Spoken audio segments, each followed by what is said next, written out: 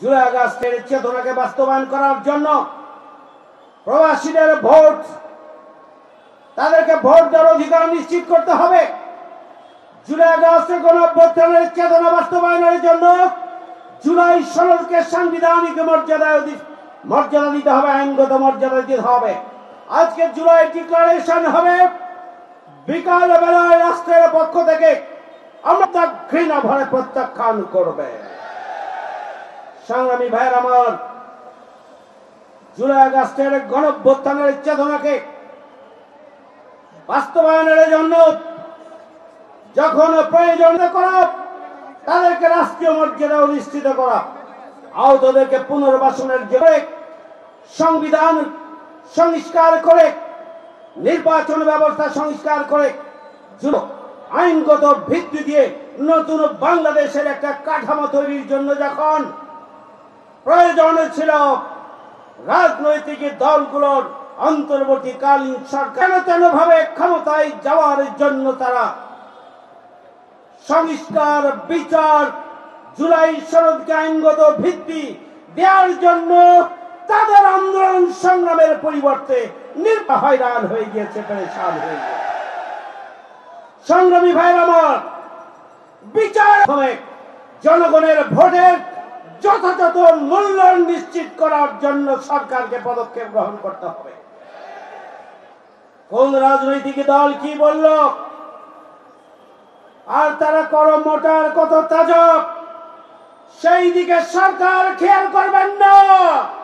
আমরা পরিষ্কার করে বলতে চাই, জন আকাঙ্ক্ষা এবং দেশের 18 কোটি মানুষের আকাঙ্ক্ষা চাওয়ার বাইরে আপনারা যেন ভাবে একটা নির্বাচন করে আবারও ফ্যাসিবাদকে নতুন মাত্রায় আসার সুযোগ করে দেবেন, এমন কোন প্রচেষ্টা অন্তর্বর্তীকালীন সরকারের মধ্যে ঘাপটি মেরে থাকা কোন উপদেষ্টা চিন্তা করছেন, আমরা হুঁশিয়ার করে দিতে চাই, খবরদার আপনারা ফ্যাসিবাদের দোসর হিসাবে ভূমিকা পালন করবেন না।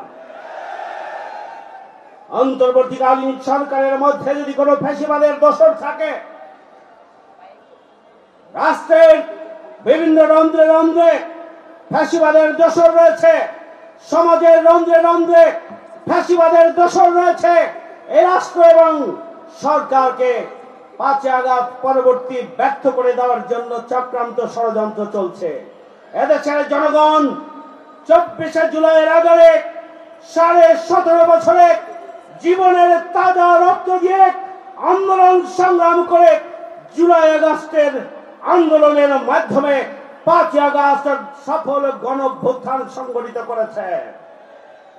24শে জুলাইয়ের আগে বাংলাদেশ, 24শে জুলাইয়ের আগে এদেশের বিপ্লবী চেতনা আর 24 পরবর্তী চেতনা আর 24 পরবর্তী বাংলাদেশ এক নয়, এটি মনে রাখতে হবে।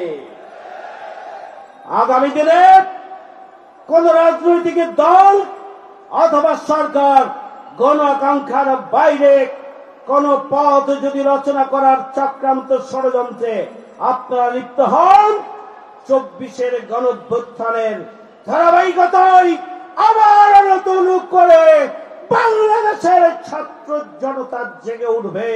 আপনাদের সকল চক্রান্ত ষড়যন্ত্রের দাঁত ভাঙ্গা জবাব দিয়েই জুলাই আগস্টে যারা শহীদ হয়েছেন, আহত হয়েছেন, এদেশের 18 কোটি মানুষের আকাঙ্ক্ষার আলোকে নতুন বাংলাদেশ বিনির্মাণের যাত্রাকে আমরা তার সফলতার দ্বার প্রান্তে এগিয়ে নেবই ইনশাআল্লাহ। সেই প্রত্যাশা ব্যক্ত করে আমি আমার কথা